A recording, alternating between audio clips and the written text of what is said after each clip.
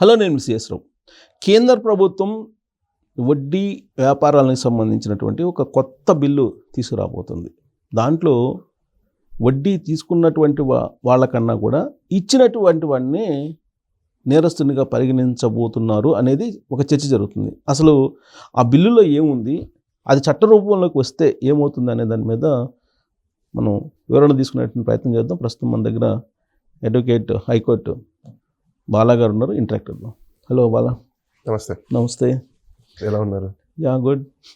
So ఒక కొత్త act ఏదో వస్తుందని చెప్పేసి ఆర్థిక మంత్రి నిర్మలా సీతారామన్ గారు ఆ మధ్యకాలంలో మాట్లాడారు. ఏంది వడ్డీ వ్యాపారం ఇచ్చిన వాళ్ళకే అది డ్రాఫ్ట్ కూడా ఆల్రెడీ రెడీ చేసి ఇప్పుడు పబ్లిక్ ఒపీనియన్స్ గురించి పెట్టున్నారు. యాక్చువల్గా ఎందుకు ఆ యాక్ట్ వచ్చిందంటే మనం రీసెంట్గా కొన్ని చూసాం. అంటే చాలా మంది మీరు అన్నట్టు దీంట్లో భయపడేది ఏంటంటే కామన్ మ్యాన్ కు ఇండివిజువల్గా ఇచ్చే వడ్డీ వాళ్ళకు పరిస్థితులు భయమేమో అని అనుకుంటున్నారు చాలా వరకు. సపోజ్ ఇప్పుడు మీరున్నారు, మీ ఫ్రెండ్కి ఎవరో మీరు అప్పించుంటారు, అది నా పరిస్థితి ఏంటి. సో ఆ భయం ఎక్కువగా వచ్చేసింది ఇది పబ్లిక్ లో మీడియాలోకి వెళ్ళిపోయిన తర్వాత. వాస్తవంగా ఇది ఎందుకు తీసుకురావాల్సిన పరిస్థితి వచ్చిందంటే చాలా వరకు 21 యాక్ట్స్ అని ఉంటాయి. ఇందులోనే ఈ యాక్ట్ లోనే 21 యాక్ట్లు అనేది ఉన్నాయి. ఏ యాక్ట్ లో రెగ్యులేషన్స్ చేస్తాయి ఏంటంటే అంటే నాట్ సెక్షన్స్, 21 చట్టాలు ఉన్నాయి. ఈ చట్టాల ప్రకారము ఈ లెండింగ్ కంపెనీస్ అన్ని ఫాలో అవ్వాలి. ఇది కాకుండా ఎవరైనా ఒకవేళ ఇల్లీగల్ చేస్తే వాళ్ళని బ్యాన్ చేయడం కోసం, పనిష్ చేయడం కోసము, వాళ్ళకు రెగ్యులేషన్స్ ఉండడం కోసమే ఈ యాక్ట్ అనేది తీసుకురావడం జరిగింది. ఈ యాక్ట్ పేరు ఏంటి అంటే banning of unregulated lending activities. అంటే రెగ్యులేట్ చేసే యాక్టివిటీస్ వేరు, అన్రెగ్యులేటెడ్ వేరు. సపోజ్ మీరు ఒక ఇన్సూరెన్స్ తీసుకున్నారు అనుకోండి, దానికి IRD అనేది ఉంటుంది, దట్స్ అ రెగ్యులేటర్ బాడీ. ఒక ఇన్సూరెన్స్ కంపెనీ మీకు మోసం చేసిందంటే మీరు రెగ్యులేటర్ దగ్గరికి వెళ్తారు, కంప్లైంట్. ఇప్పుడు రెగ్యులేట్ లేని దగ్గర వాడు మీకు సపోజ్ జరిగింది అన్యాయం, ఎక్కడికి వెళ్తారు? కింద ఇప్పుడు రెగ్యులేట్ కానిటువంటిది ఇప్పుడు మనం ప్రామిసరీ నోట్ రాసి తీసుకుంటాం, అది రెగ్యులేటర్. ప్రామిసరీ నోట్ అనేది కూడా దేర్ ఈజ్ యాక్ట్, దానికి ఒక చట్టం ఉంది. మీరు చెప్పిన 21 యాక్ట్స్ లో ఒకటి ఉందా? సపోజ్ ఇప్పుడు మీకు ఒక ప్రామిసరీ నోట్ రాశారనుకోండి, రాసినప్పుడు వాడు డబ్బులు ఇవ్వకపోతే ఎక్కడికి వెళ్తారు? వెళ్ళడానికి దానికి ఒక రెగ్యులేషన్ కూడా ఉంది. ఏంటి?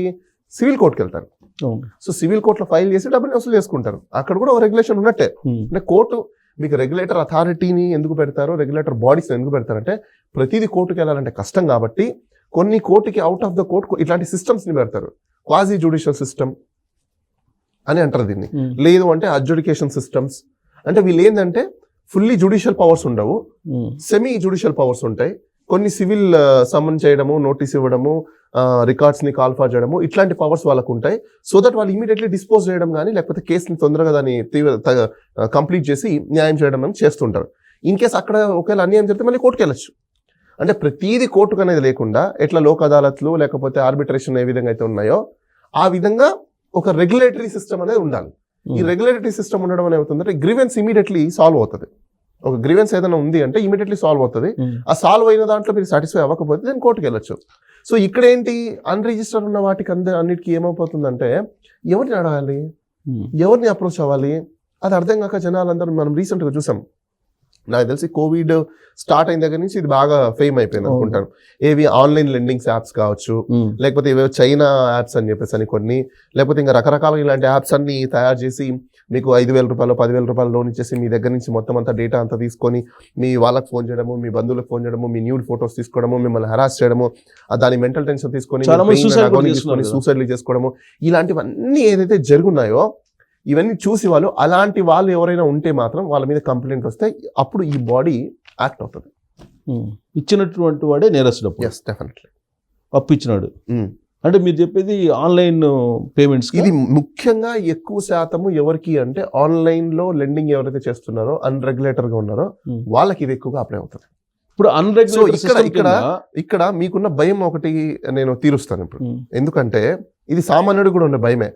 నేను నా ఫ్రెండ్ కి డబ్బులు ఇచ్చాను, నా డబ్బులు రావు, ఇప్పుడు నేను ఎట్లా నా పరిస్థితి. ఎవరికైనా ఈ షో చూసే వాళ్ళు గుర్తుపెట్టుకోండి, మీరు మీ ఇంట్లో మీ బ్రదర్కైనా మీ సిస్టర్కైనా ఇంక్లూడింగ్ మీ వైఫ్కైనా, ఇంక్లూడింగ్ వైఫ్ కూడా మీరు లెండ్ చేస్తున్నాను అని అనుకుంటే, అంటే అప్పు ఇస్తున్నాను అని అనుకున్నప్పుడు, అది తిరిగి తీసుకోవాలన్న ఇంటెన్షన్స్ మీకు ఉంది అని అనుకున్నప్పుడు ఖచ్చితంగా ప్రామిసరీ నోట్ అనేది రాసుకోండి. ప్రామిసరీ నోట్ అనేది ఇట్స్ లీగలైజ్డ్. సో అక్కడ మీరు కొంచెం సేఫ్ అవుతారు. ఎందుకు? రిలేటివ్స్కి, ఫ్రెండ్స్కి అలా ఇచ్చుకోవచ్చు మనం. రైట్. మళ్ళీ మీరు అలా కాదు అని చెప్పేసి బిజినెస్ పెట్టాలనుకున్నారు అనుకోండి, దానికి సపరేట్ గా పాన్ బ్రోకరేజ్ రిజిస్ట్రేషన్ ఒకటి చేసుకోవాలి. అదే ఫైనాన్స్ లోకల్ ఫైనాన్స్ ప్రతి స్టేట్ కి ఒక యాక్ట్ ఉంటుంది. ఆ లోకల్లో మీరు రిజిస్ట్రేషన్ చేసుకోవాలి ఇది ఫైనాన్స్ బిజినెస్ చేస్తే. లేదు ఇప్పుడు మీరేంటి మీ దగ్గర బాగా డబ్బులు ఉన్నాయి, మీకు మీ బంధువులకో మీకు తెలిసిన వాళ్ళకో మీ ఫ్రెండ్స్కి మాత్రమే మీరు ఇస్తారు, ప్రామిసరీ నోట్ రాసుకుంటున్నారు, ఇట్స్ నాట్ అ బిజినెస్ అనుకోండి. సపోజ్ మీ బిజినెస్ అంటే ఏంటంటే ఇక్కడ రెండు డిస్టింగ్విష్లు చెప్తాను నేను మీకు. మీరు అనొచ్చు సార్ మరి కొంతమంది ఎక్కువగా ఇలాంటి రొటేషన్స్ చేస్తుంటారు కదా, చాలా మంది మరి వాళ్ళని అయితే వాళ్ళకి ఇది కాకుండా అంటే ఫైనాన్సింగ్ కాకుండా వేరే బిజినెస్ ఉంటే ఇది ప్రైమరీ కాదు. సపోజ్ ఇదే ప్రైమరీ అనుకోండి, ఖచ్చితంగా వాళ్ళు రిజిస్ట్రేషన్ చేసుకోవాలి. ప్రైమరీ కాకుండా సెకండరీ ఉందనుకోండి, then registration is not required. Personal వాళ్ళకే కదా ఇస్తారు, ఫ్రెండ్స్ కో లేకపోతే మీ బంధువులకో లేకపోతే రిలేషన్స్ కో ఇస్తారు. అలాంటి వాటికి ఇట్స్ నాట్ నెసెసరీ. నాకు ఒక డౌట్ ఉంది. ఇప్పుడు నాకు తెలిసినటువంటి వాళ్ళే వితౌట్ రిజిస్ట్రేషన్ దాదాపు 10-15 కోట్లు మార్చే వాళ్ళు ఉన్నారు ఈ ప్రామిసరీ నోట్ రూపంలో. అది లీగలా? అంటే కోట్ వాల్యూమ్ అనేది కాదు ఇక్కడ మనం ఒకటి చూసుకోవాల్సింది ఏంటంటే వాళ్ళకి ఇది బిజినెస్. అంతే కదా, 10-15 కోట్లు బిజినెస్ అయ్యింది అని అనుకోండి suppose, then comes under the unregulated business అయితే. లేదు సపోజ్ మీరు బిజినెస్ కాదు మీ ఫ్రెండ్లకు ఇస్తున్నారు, సపోజ్ మీ ఫ్రెండ్ ఒక సినిమా తీయాలనుకుంటున్నారు, రియల్ ఎస్టేట్ పెట్టాలనుకుంటున్నారు, ఇంకోటో, దెన్ అలాంటి సందర్భాలలో that is a different story. అది ఎలా ప్రూవ్ చేయాలి? అతను బిజినెస్ చేస్తున్నాడా లేదంటే మామూలుగా ఇస్తున్నాడా అనేది అన్ని ఇప్పుడు నేచర్ అనేది లోకల్ నేచర్ అనేది మీకే తెలుస్తుంది. లోకల్ నేచర్ తెలిసి ఉన్నప్పుడు ఖచ్చితంగా మీరు అన్రెగ్యులేటెడ్ కిందికి వచ్చినప్పుడు మీరు కన్సర్న్ కాంపిటెంట్ అథారిటీకి పోలీస్ స్టేషన్లో కావచ్చు లేకపోతే దానికి సంబంధించిన ఇప్పుడు ఈ యాక్ట్ వచ్చింది అనుకోండి, ఈ యాక్ట్ కాంపిటెంట్ అథారిటీని డిఫైన్ చేస్తుంది state government, central government. Central government అయితే సిబిఐకి అప్పచెప్తుంది, స్టేట్ గవర్నమెంట్ అయితే మాక్సిమం సిఐడి వాళ్ళకి అప్పచెప్పే అవకాశాలు అయితే ఎక్కువ ఉంటాయి. సో వాళ్ళకి మీరు కంప్లైంట్ చేసుకోవచ్చు. అంటే అప్పు ఇచ్చిన మీద కంప్లైంట్ చేసుకోవచ్చు, అంతే కదా. ఇక్కడ దేనికోసం చేస్తున్నారు అనేది ఇంపార్టెంట్. అదే దేని ఇప్పుడు వాడు అన్రెగ్యులేటెడ్ గా చేస్తున్నాడు అంటే ఆ విషయంలో చేయొచ్చు. అయితే మీరు డబ్బులు తీసుకోకుండా ఉండాలి ఫస్ట్. డబ్బులు తీసుకొని మీరు చేస్తున్నారంటే మీ ఇంటెన్షన్ రాంగ్ అవుతుంది. అప్పుడు అక్కడ అట్ట కాదు కదా. ఇప్పుడు అతను 15-20 కోట్లు మారుస్తున్నారు, ఓకే, అదంతా అన్అఫిషియల్ గా అన్రెగ్యులేటెడ్, అతనికి రిజిస్టర్ లేదు, డబ్బులు నాకు ఇచ్చాడు. ఇప్పుడు నేను అతను ఇంత డబ్బులు మారుస్తున్నాడు అని చెప్పి తెలుస్తుంది, అప్పుడు నేను అతని మీద కంప్లైంట్ చేయొచ్చా? ఒకటి నేను అదే అంటున్నా, ఇక్కడ కంప్లైంట్ చేయడం విషయం వేరు, మీరు డబ్బులు తీసుకొని మాలిఫైడ్ ఇంటెన్షన్ గా చీట్ చేయడం వేరు, రెండు ఉన్నాయి ఇక్కడ. మీరు అతను తప్పు చేస్తున్నాడు అని చెప్పేసి కంప్లైంట్ చేయొచ్చు, కానీ మీరు అతనికి మీకు అతని మీద మీరు ఎప్పుడు కంప్లైంట్ చేయగలుగుతారంటే అన్రెగ్యులేటెడ్ గా మీకు లెండింగ్ తీసుకుంటున్నప్పుడు మీ బాధ్యత కూడా ఉంటుంది ఇక్కడ. మీరు రెగ్యులేటర్ ఉన్న దగ్గర తీసుకుంటున్నారా, అన్రెగ్యులేటర్ దగ్గర తీసుకుంటున్నారా, తీసుకున్న తర్వాత అతను మిమ్మల్ని ఏమైనా హెరాస్ చేశాడా? ఇక్కడ మెయిన్ ఇక్కడ ఇంపార్టెన్స్ ఎందుకు ఈ లా తీసుకురావడానికి వాళ్ళు ఎందుకు అనుకుంటున్నారంటే, మనం రీసెంట్ గా చూసాం హెరాస్మెంట్, మెంటల్ హెరాస్మెంట్, ఫోన్ చేసి బూతులు మాట్లాడడం, ఫోన్ చేసి ఎలా పడితే అలా ట్రీట్ చేయడం, ఇంటి దగ్గరకు వచ్చేసి మిస్బిహేవ్ చేయడం, డోర్లను కొట్టేసి మీ ఇంట్లో కూడా వచ్చేసి కూర్చొని ఇస్తే కానీ మేము కదలమని చెప్పడము, ఇలా అంటే చిన్నపిల్లలు ఉన్నప్పుడు కూడా వాళ్ళు ఎలా పడితే అలా ట్రీట్ చేయడము. దానివల్ల మీకున్న రెప్యుటేషను, మీకున్న సోషల్ సొసైటీలో ఒక స్టేటస్, లేకపోతే మీరు మెంటల్ పెయిన్, అగోని, డ్రామా ఇవంతా వస్తుంది. కాబట్టి దీనికి ఒక రెగ్యులరైజ్ చేయాలని చెప్పేసి ఈ యాక్ట్ అనేది తీసుకురావడం చేస్తే క్రిమినల్ కేసు పెట్టచ్చు. సో అదే అంటున్నా నేను. అప్పుడు వీళ్ళకు అలాగానే ఒకవేళ చేశారనుకోండి, అన్రెగ్యులేటెడ్ గా ఎవరైనా ఒకవేళ చేస్తే వాళ్ళకి 2 నుంచి 7 సంవత్సరాలు జైలు శిక్ష పడుతుంది. 7 years, 2 లక్షల నుంచి 1 crore వరకు ఫైన్ పడుతుంది. రిపీటెడ్ గా చేశాడు అనుకోండి, సేమ్ అట్లాంటిది ఆల్రెడీ ఒకసారి జరిగింది అనుకోండి, 10 lakhs నుంచి 50 crores వరకు ఫైన్ పడుతుంది. Punishment same 10 years. 10 years జైలు. ఎస్. అది ఏంటి అన్రెగ్యులేటెడ్ అయితే ఇప్పుడు అన్రెగ్యులేటెడా రెగ్యులేటెడా అనేది తీసుకునేటప్పుడు ఉండదు, ఇచ్చేటప్పుడు తీసుకునేవాడికి చాలా ఫ్రెండ్లీ వాతావరణం ఉంటుంది. ఒకటి ఇక్కడ 2 విషయాలు ఉన్నాయి. ఇక్కడ పాయింట్ ఏంటంటే మీరు ఒక దగ్గర లెండింగ్కి వెళ్తున్నప్పుడు మీరు రెగ్యులేటర్ దగ్గరికి వెళ్ళాలి. అన్రెగ్యులేటర్ దగ్గరికి మీరు వెళ్ళి చేస్తున్నారు అన్నప్పుడు కూడా డెఫినెట్ గా మీరు అప్పుడు లెండింగ్ తీసుకోకూడదు. లెండింగ్ తీసుకోకుండా పోయి కంప్లైంట్ చేయాలి. లెండింగ్ తీసుకొని మీరు కంప్లైంట్ చేస్తున్నారు అని అంటే మీ మాలిఫైడ్ ఇంటెన్షన్ ఉంటుంది, వాడు కూడా మీ మీద కంప్లైంట్ పెట్టే అవకాశాలు ఉంటాయి. ఆఫ్ కోర్స్ పెడతారు, బట్ అల్టిమేట్ గా అతను డబ్బులు ఇతనైతే ఖచ్చితంగా చేయాల్సిందే. ఇప్పుడు క్రిమినల్ కేసు పెడతారు కదా, కేసు వేరు డబ్బులు వేరు. ఆఫ్ కోర్స్ అవుతుంది ఇష్యూ అయినా మీరు సపోజ్ ఇప్పుడు మీరు డబ్బులు రిటర్న్ చేయాలి, లైబిలిటీ ఆల్వేస్. ఓకే, లైబిలిటీని ఎప్పుడు మీరు ఎస్కేప్ అవ్వలేరు. మీకు ఇలా ఎందుకు తీసుకొస్తున్నారు అంటే ప్రొటెక్షన్ కోసం మాత్రమే. ఎవరికి? ఎవరైతే హెరాస్మెంట్ కి గురవుతున్నారో, డబ్బులు తీసుకున్నోడికి అదే నా డబ్బులు ప్రొటెక్షన్ కాదు కదా. బారోవర్ ఎవరైతే ఉన్నారో బారోవర్ కి ప్రొటెక్షన్ ఎందుకు, mental harassment, pain, mental agony, social status ఇవన్నీ చూసుకొని వాళ్ళకు ఒక ప్రొటెక్షన్ గురించి. అదే నేను చెప్పేది, డబ్బులు తీసుకున్నోడికి ప్రొటెక్షన్ ఇస్తున్నాడు, ఇచ్చినోడికి ప్రొటెక్షన్ లేదు చట్టంలో, అంతేనా? ఇచ్చినోడికి ప్రొటెక్షన్ అంటే నువ్వు లీగల్ గా ఇస్తున్నావా ఇల్లీగల్ గా ఇస్తున్నావా క్వశ్చన్. ఇప్పుడు అంతా బిజినెస్ ఇప్పుడు ఏం జరుగుతుంది, ఆల్మోస్ట్ అన్రెగ్యులేటెడ్ అంటే ఇల్లీగల్ గా అంటే అన్అఫిషియల్ గా జరుగుతుంది చాలా వరకు. ఇప్పుడు మనం విలేజ్ లో తీసుకుంటే ఒక రైతు దగ్గర పోయి బ్యాంకులో పోతే అంత ఈజీగా అయితే ఇవ్వరు కదా. ఎవరు అక్కడ డబ్బు ఉన్న వాళ్ళ దగ్గర తీసుకుంటే ఇమీడియట్ గా ఇచ్చేస్తాడు, మరి అది ఇర్రెగ్యులేటెడ్ గా ఇచ్చినట్టేగా. అక్కడ ఇంకోటి మనం చూసుకోవాలి, ఇప్పుడు ఎటువంటి ప్రామిసరీ నోట్ కానీ లేకపోతే ఎటువంటి లెండింగ్ కి సంబంధించిన లా ప్రకారంగా అగ్రిమెంట్స్ కానీ ఇవేమీ లేకుండా చేస్తే అది అన్రెగ్యులేటెడ్. ఇప్పుడు రెగ్యులేటర్ అన్రెగ్యులేటెడ్ ఇచ్చాడు అతను అంటే అతను అయితే రిటర్న్స్ చేసి ఉండాలిగా. రిటర్న్స్ చేయకుండా అతను ఈ డబ్బులు ఇస్తే అతను నేరస్తుడేగా. ఇన్కమ్ ట్యాక్స్ ప్రకారం వాళ్ళు ఖచ్చితంగా. మరి అదే చెప్పింది, ఇప్పుడు ఎవరైతే రిటర్న్స్ ఇయ్యరో, ట్యాక్స్ రిటర్న్స్ చూపించరు, వాళ్ళు కనుక అప్పిస్తే ఆడు నేరస్తుడేగా. అవునవును. అంటే ఈ యాక్ట్ ఒకటి స్పెసిఫికల్ గా ఏంటంటే ఎవరైతే అన్రెగ్యులేటెడ్ గా బిజినెస్ చేస్తున్నారో, మెయిన్ ఆన్లైన్, ఇది మెయిన్లీ ఫోకస్ ఆన్లైన్ వాళ్ళకి ఎక్కువ. చాలా మందికి తెలియని విషయం ఏంటంటే ఆఫ్లైన్ వాళ్ళకి కూడా ఎక్కువ. ఆఫ్లైన్ వాళ్ళకి కూడా వర్తిస్తుంది ఎప్పుడు అంటే అన్రెగ్యులేటెడ్ గా చేస్తే. అంటే మనం చూసాం ఈ మన విజయవాడ ఏరియాలలో ఈ కాల్మనీ సెక్స్ రాకెట్స్ అని చెప్పేసి అని ఇట్లాంటి కొన్ని జరిగాయి. అట్లాంటివి అరికట్టడం కోసం ఈ యాక్ట్ తీసుకొస్తాం. ఇప్పుడు అదే చెప్తుంది. సో అరికట్టడానికి వస్తుంది, కానీ ఇక్కడ సెక్యూరిటీ పరంగా చూసుకుంటే ఇప్పుడు మనం సొసైటీలో ఉన్న సిచ్యువేషన్ ఏంది, వన్స్ డబ్బులు ఇస్తే కనుక మళ్ళీ తిరిగి రావనేటువంటి సిచ్యువేషన్ ఇప్పుడు ఉంది. అవును. ఇలాంటి సిచ్యువేషన్లో ఈ యాక్ట్ రావడం వల్ల టోటల్గా ఈ లావాదేవీలు స్తంభించిపోతాయి.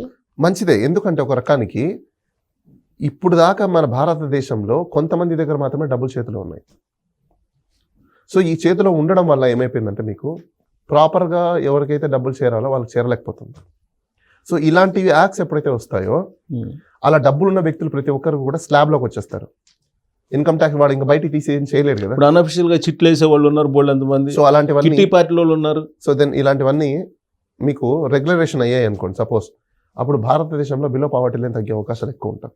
అసలు ఏంటి ఇన్కమ్ కోసం ఈ చట్టం తీసుకొస్తున్నారా, లేదంటే ఈ చట్టాన్ని తీసుకురావడానికి మెయిన్ కాజ్ రీజన్ ఏంటంటే ఆన్లైన్ లో జరుగుతున్న హెరాస్మెంట్స్ ఏవైతే ఉన్నాయో, ఇల్లీగల్ గా ఎవరైతే లెండింగ్ చేస్తున్నారో, అన్రెగ్యులేటెడ్ లెండింగ్స్ ఎవరైతే కంపెనీస్ ఉన్నాయో వాళ్ళని రెగ్యులరైజ్ చేయడం కోసము, వాళ్ళ నుంచి ప్రజల్ని కాపాడడం కోసం.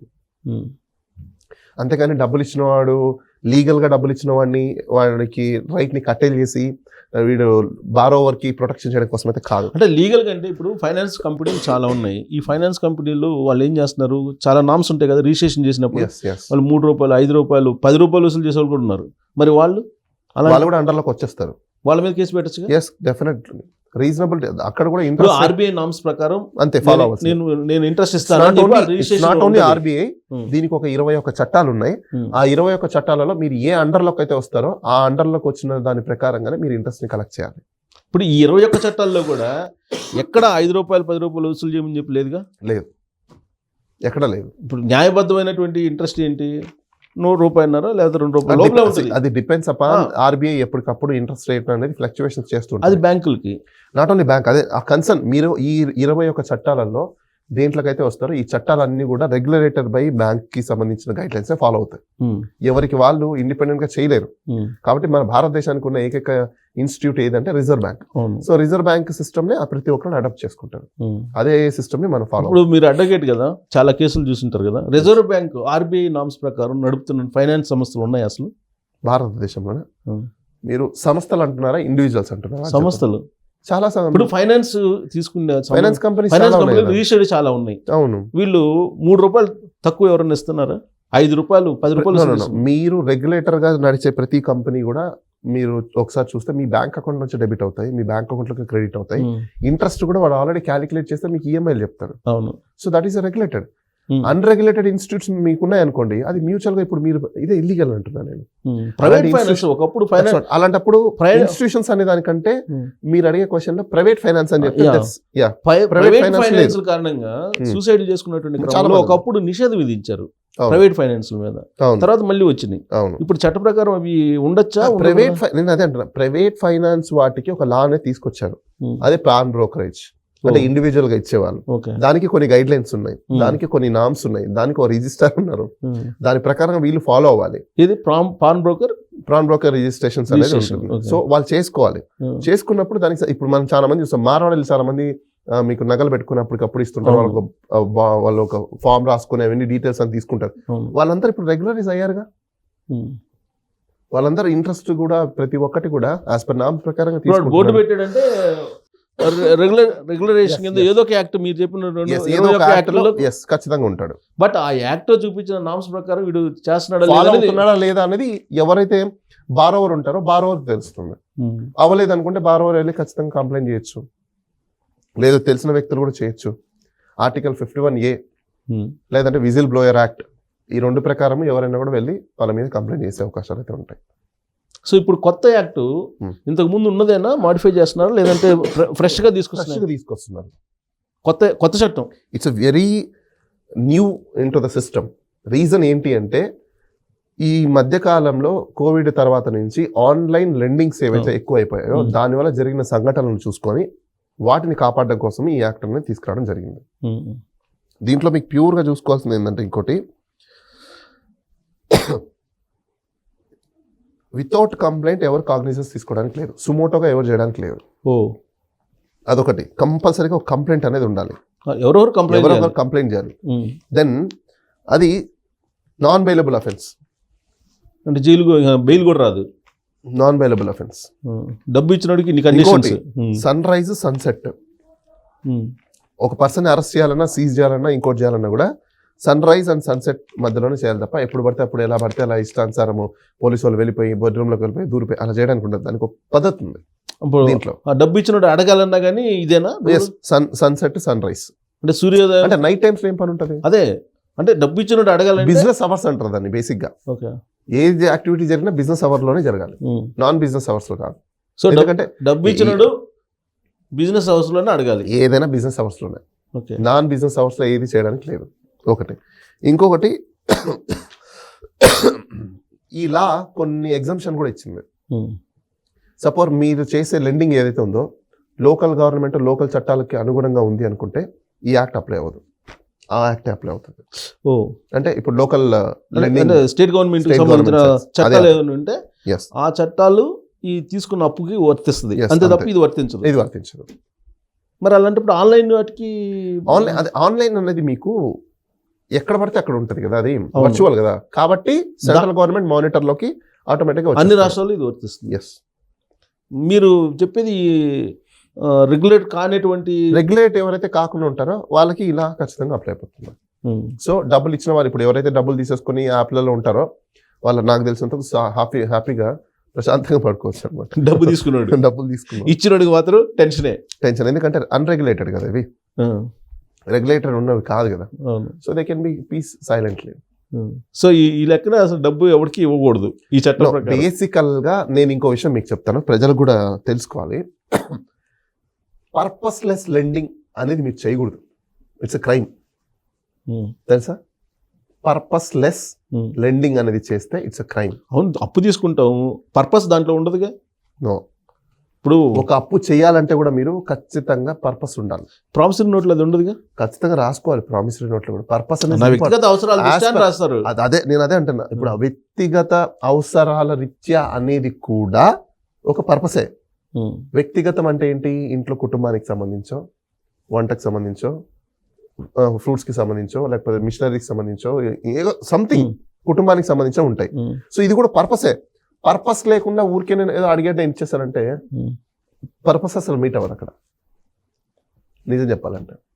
పర్పస్లెస్ లెండింగ్ ఇవ్వడం వలన నష్టపోయేది ఎవరు అంటే లెండరే. లెండర్ బాధ్యత ఇంకోటి ఉంది, ఏంటో చెప్పనా? మీరు ఇచ్చిన పర్పస్ ఫుల్ఫిల్ అయిందా లేదా చూసుకునే బాధ్యత కూడా మీదే. ఎవరిది? అప్పిచ్చినోడిదే. అంటే ఇప్పుడు అప్పు తీసుకున్నాడు, అది ఎక్కడ ఖర్చు పెడుతున్నాడు అనే బాధ్యత కూడా అప్పిచ్చినోడు మీదే. వాడు ఒకవేళ డివేట్ అవుతున్నాడు అనుకోండి, ఇమీడియట్లీ మీరు కన్సర్న్ అథారిటీ ఏదైతే ఉంటుందో కంప్లైంట్ చేసిన డబ్బులు మీరు రాపట్టేసుకోవాలి. అప్పిచ్చినోడు అబ్జర్వ్ చేస్తున్నారు, చేయాలి, తీసుకున్నాడు. సో లేదంటే వీడు నేరస్తుడు, అంతేనా? అంతే. అందుకోసమే కదా మీకు బ్యాంకులన్నీ ఎందుకు మానిటర్ చేస్తాయి అనుకుంటున్నారు? డీవియేషన్స్ అయిపోయినాయి ఫండ్స్. సో అప్పు ఇవ్వడంతో పాటు తీసుకున్నాడు ఏం చేస్తున్నాడు, ప్రాపర్ గా యూటిలైజ్ చేస్తున్నాడా లేదా చేస్తున్నాడా అనేది కూడా లేదా? బాధ్యత మీదే. ఆ దుర్వినియోగం జరిగింది, దుర్వినియోగం జరిగితే కంప్లైంట్ చేయాలి. నేరస్తుడు కాదు, కంప్లైంట్ చేయాలి మీరు. అదే కంప్లైంట్ చేయకపోతే ఈ నేరస్తుడు నేరస్తుడు కాదు, నష్టపోయేది మీరు. అఫ్ కోర్స్ నష్టపోయేది ఇప్పుడు ఇది. నేరస్తులు ఎవరు ఇక్కడ? నష్టాన్ని మీరు పూడ్చుకోలేరు కాబట్టే మిమ్మల్ని ముందే విజిలెంట్ గా ఉండమంటారు. It is your duty. Okay, నేను ఇంకోటి కూడా చెప్తాను దీంట్లోనే, సామాన్య ప్రజలు కూడా తెలుసుకోవాలి. ఇది అందరికీ తెలిసిందే. మీరు ఒక రియల్ ఎస్టేట్ ఏజెంట్ దగ్గరికి వెళ్తారు, అతను మీకు ఒక ల్యాండ్ దగ్గర తీసుకెళ్తాడు, ఓ ల్యాండ్ చూపిస్తాడు. అసలు నిజంగా ఆ సర్వే నెంబర్ ఆ ల్యాండ్తో అవునో కాదో కూడా తెలియదు. ఏదో ఒక సర్వే నెంబర్ వేసి ఒక చోటుకి వెళ్ళి రిజిస్ట్రేషన్ చేసేస్తాడు. ఆ డాక్యుమెంట్ పట్టుకొని మీరు అక్కడికి వెళ్తారు, కానీ ఆ ల్యాండ్కి ఆ సర్వే నెంబర్ సంబంధం ఉండదు. కేసు వాడి మీద మీరు పెడతారు సెకండరీ.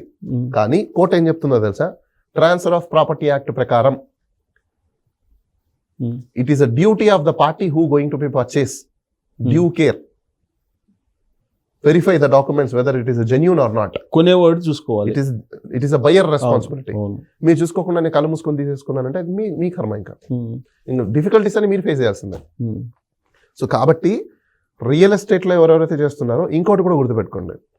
నేను దీని ద్వారా అంటే ఈ ప్లాట్ఫామ్ ద్వారా నేను ప్రజలు కూడా చెప్పాలనుకుంటా. రియల్ ఎస్టేట్లో మీకు అగ్రిమెంట్ రాయించుకొని ₹1,00,00,000 అగ్రిమెంట్ రాయించుకొని వాళ్ళు 25 లక్షలకు 30 లక్షలకు 40 లక్షలకు రిజిస్ట్రేషన్ చేస్తారు, మిగతా రిజిస్ట్రేషన్ చేయరు. అది కూడా ఇల్లీగలే.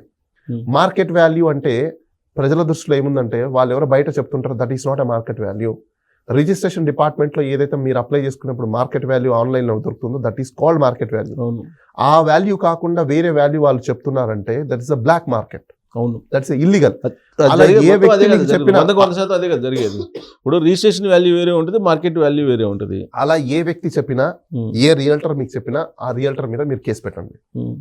ఈ లెక్కన 100% కేసులు వస్తాయి మీకు, ఖచ్చితంగా పెట్టాలి.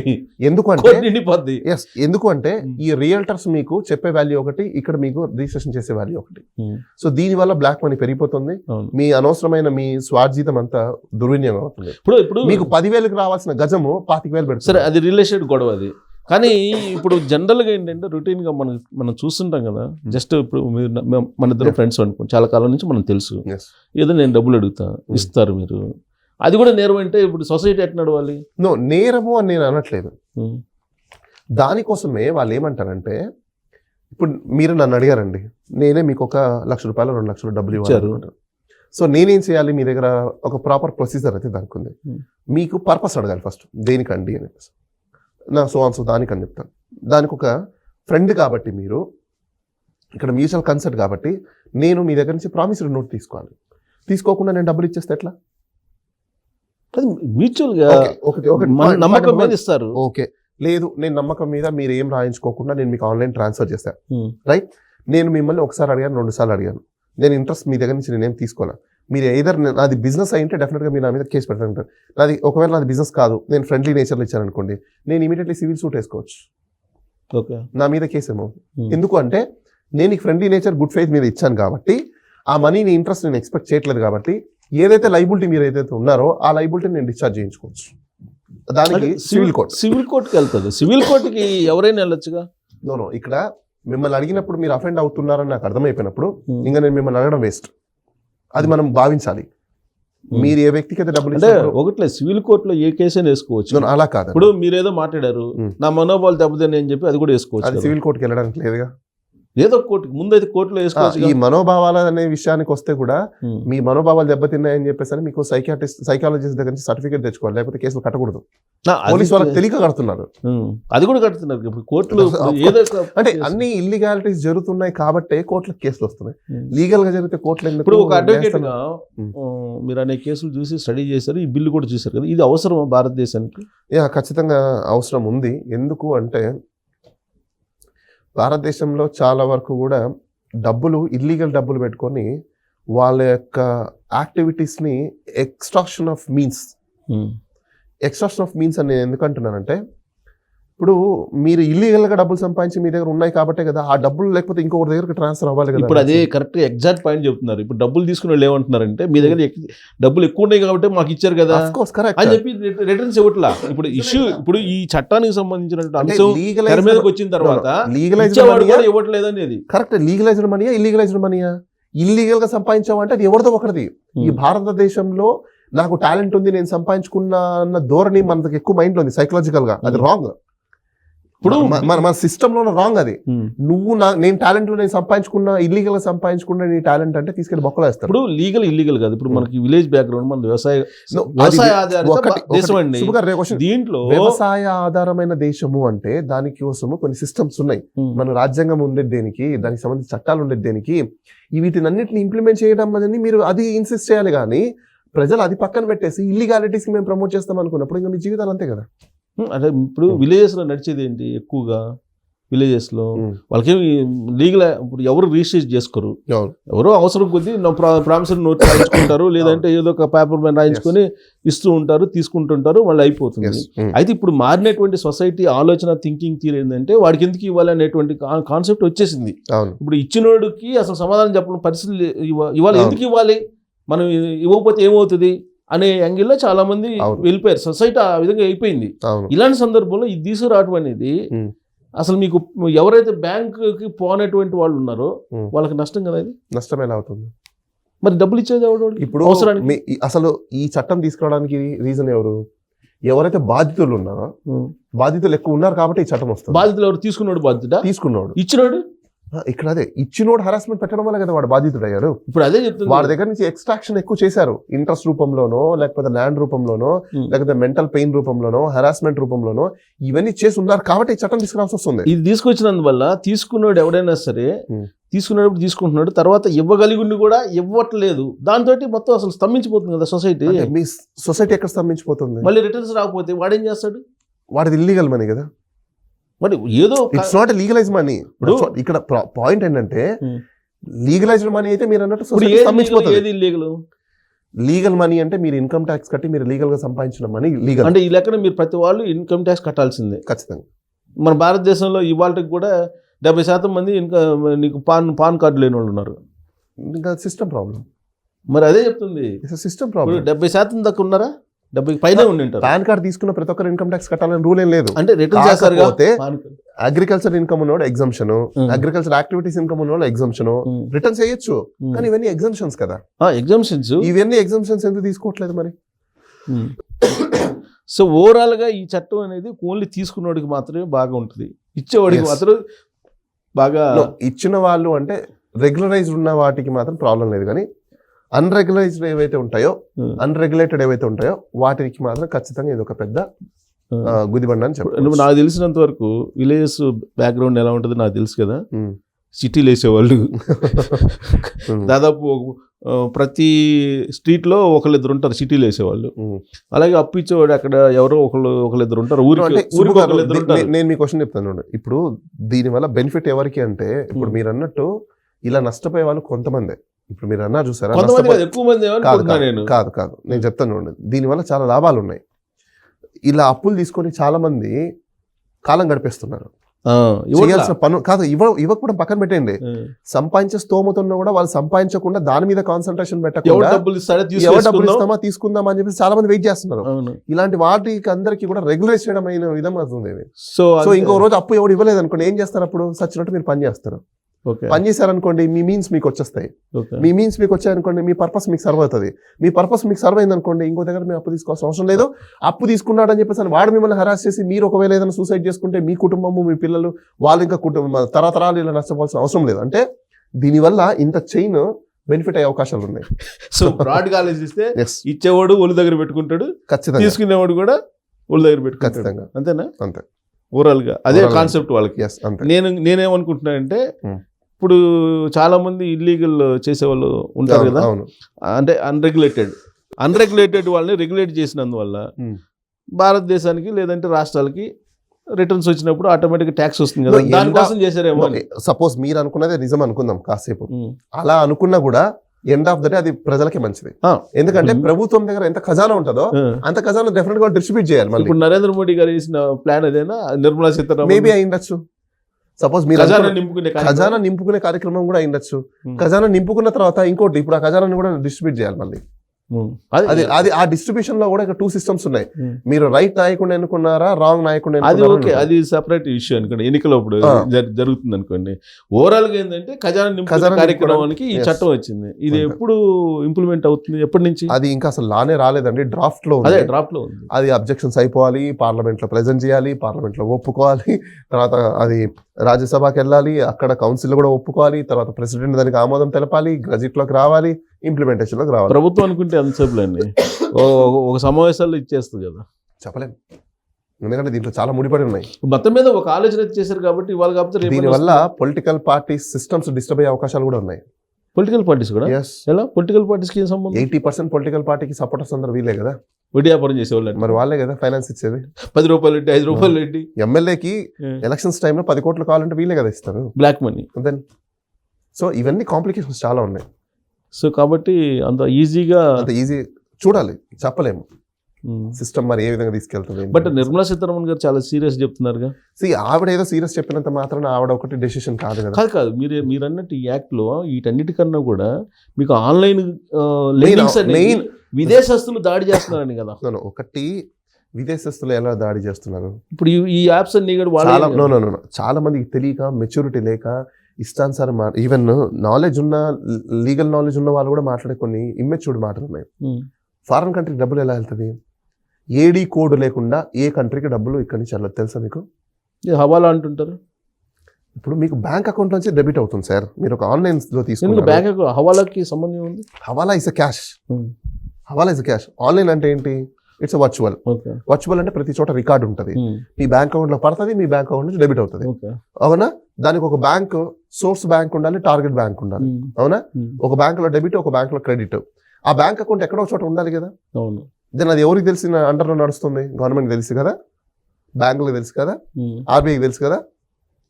So that's wrong perception. అది ఎందుకు అంటే మరి అలాంటప్పుడు లీగల్ గా చేస్తున్నట్టేగా. ఆన్లైన్ లో లెండింగ్స్ అన్ని ఆన్లైన్ లో అప్పులు ఇస్తున్నారు, అఫీషియల్ గా చేస్తున్నట్టు.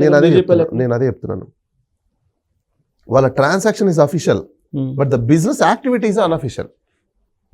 ప్రతి బిజినెస్ కు ఒక చట్టం అనేది ఉంది మన భారతదేశంలో. ఆ చట్టానికి అనుగుణంగానే బిజినెస్ అనేది చేయాలి. ఫైనాన్స్ బిజినెస్ అయితే ఈ 21 చట్టాలకు అనుగుణంగా చేయాలి. అగ్రికల్చర్ బిజినెస్ అయితే అగ్రికల్చర్ లాస్ కి సంబంధించి చేయాలి. ఈ లెండింగ్ యాప్స్ అన్నింటినీ చట్టపరిధిలో తీసుకొచ్చే కార్యక్రమం అంతే, సింపుల్. దాంతో పాటు లోకల్ గా ఉండేటువంటి అన్అఫిషియల్ ఈవెన్ వాళ్ళు కూడా ఇంకా ఆటోమేటిక్ గా ఇక్కడ ప్రాబ్లం ఏముండదు వీళ్ళకి. కాకపోతే రేపు వీళ్ళు ఏదైనా తేడాలు చేస్తే ఖచ్చితంగా పీనలైజ్ అవుతారు. ఇప్పుడు దాకా ఏంటంటే నన్ను ఎవరు ఏం చేయగలుగుతారు, కాలర్ ఎగరేసుకొని తిరిగే వాళ్ళు చాలా మంది ఉంటారు. పోయి పోలీస్ స్టేషన్ లో డబ్బులు ఇచ్చి మేనేజ్ చేసి, లోకల్ లీడర్ అని చెప్పేసి అని, కౌన్సిలర్ బామర్దనో లేకపోతే యూజ్ చేసి, సో అలాంటి వాళ్ళందరూ కట్టెలు అవుతారు. ఎంత శిక్ష? 10 సంవత్సరాలు, 2 to 7 years ఫస్ట్ టైం అయితే. రిపీటెడ్ అయితే 2 to 7, మళ్ళీ 3 to 10 years హెరాస్మెంట్ చేసిన వాళ్ళకైతే. ఫైన్ అయితే మీకు 2 lakhs to 1 crore. అది రిపీటెడ్ అనుకోండి, మినిమం 7 సంవత్సరాలు జైలు శిక్ష, 5 లక్షల రూపాయలు జరిమానా. మినిమం ఇంకా మాక్సిమం కోటి మాక్సిమం 10 సంవత్సరాలు రిపీటెడ్ అయితే 50 కోట్లు డబ్బు ఇచ్చినోడికి అది శిక్ష. రిపీటెడ్ చేస్తే. Okay, thank you very much. So డబ్బులు ఇచ్చేటప్పుడు ఒళ్ళు చాలా జాగ్రత్తగా పెట్టుకొని, డబ్బులు ఎందుకు ఇస్తున్నామో చూసుకొని, ప్రాపర్గా ఒక అగ్రిమెంట్, దానికి సంబంధించిన ప్రామిసరీ నోటు ఇవన్నీ రాసుకొని, మంచిగా తెలిసిన వాళ్ళతో విట్నెస్ తీసుకొని, అసలు అతను మీకు తెలిసినవాడా తెలియనివాడా అని చెక్ చేసుకొని, మీకు ఖచ్చితంగా తెలిసినవాడా అయ్యి ఉంటే, అతనికి మీకు పర్పస్ నిజంగా అయిన పర్పస్ అని అనుకుంటే దాన్ని మీరు లెండ్ ఇవ్వండి. లేదు అంటే మీరు ఇచ్చిన డబ్బులు Govinda. Right, thank you very much Bala గారు.